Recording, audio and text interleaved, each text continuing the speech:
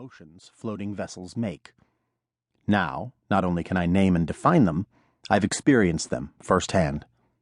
One night, sleep-deprived and nearly broken, in 35-knot winds and 12-foot seas, I would overindulge all six, rolling, pitching, yawing, heaving, swaying, and surging like a drunken libertine, and, after buckling myself into an emergency harness and helping to lower the mainsail, I would sway and surge and pitch as if drunkenly into the head, where, heaving, I would liberate my dinner into a bucket. At the outset, I figured I'd interview a few oceanographers, talk to a few beachcombers, read up on ocean currents and Arctic geography, and then write an account of the incredible journey of the bath toys lost at sea, an account more detailed and whimsical than the tantalizingly brief summaries that had previously appeared in news stories. And all this I would do, I hoped, without leaving my desk, so that I could be sure to be present at the birth of my first child. But questions, I've learned since, can be like ocean currents. Wade in a little too far, and they can carry you away. Follow one line of inquiry, and it will lead you to another, and another. Spot a yellow duck dropped atop the seaweed at the tide line, ask yourself where it came from, and the next thing you know, you're way out at sea. No land in sight, dog paddling around in mysteries 4 miles deep. You're wondering when and why yellow ducks became icons of childhood. You want to know what it's like inside the toy factories of Guangdong.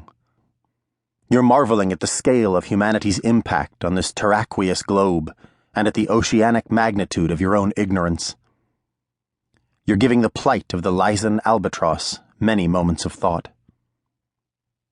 The next thing you know, it's the middle of the night, and you're on the outer decks of a post-Panamax freighter due south of the Aleutian Island where, in 1741, shipwrecked, Vitus Bering perished from scurvy and hunger.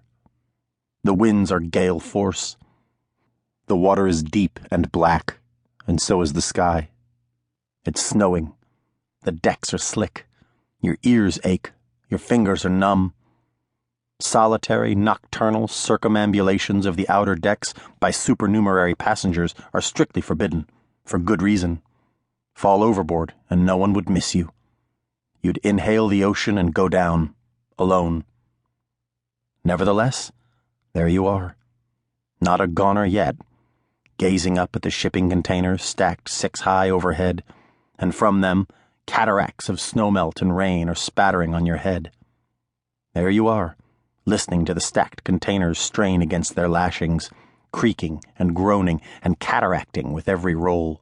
And with every roll you are wondering what in the name of Neptune it would take to make stacks of steel, or for that matter aluminum, containers fall.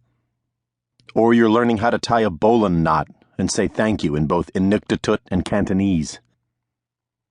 Or you're spending 3 days and nights in a shabby hotel room in Busan, South Korea, waiting for your ship to come in, and you're wondering what you could possibly have been thinking when you embarked on this harebrained journey, this wild ducky chase, and you're drinking scotch and looking sentimentally at photos of your wife and son on your laptop, your wife and son who, on the other side of the planet, on the far side of the international date line, are doing and feeling and drinking God knows what.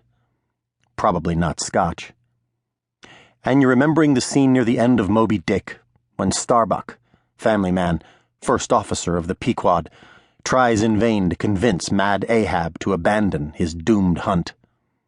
"Away with me," Starbuck pleads. "Let us fly these deadly waters. Let us home."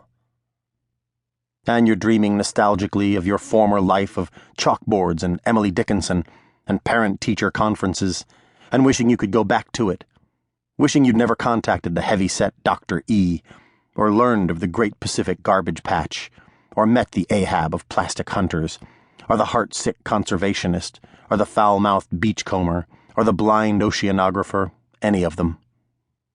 You're wishing you'd never given Big Papa the chance to write about Luck Duck, because if you hadn't, you'd never have heard the fable of the rubber ducks lost at sea. You'd still be teaching Moby-Dick to American teenagers. But that's the thing about strong currents. There's no swimming against them. The next thing you know, years have passed, and you're still adrift, still waiting to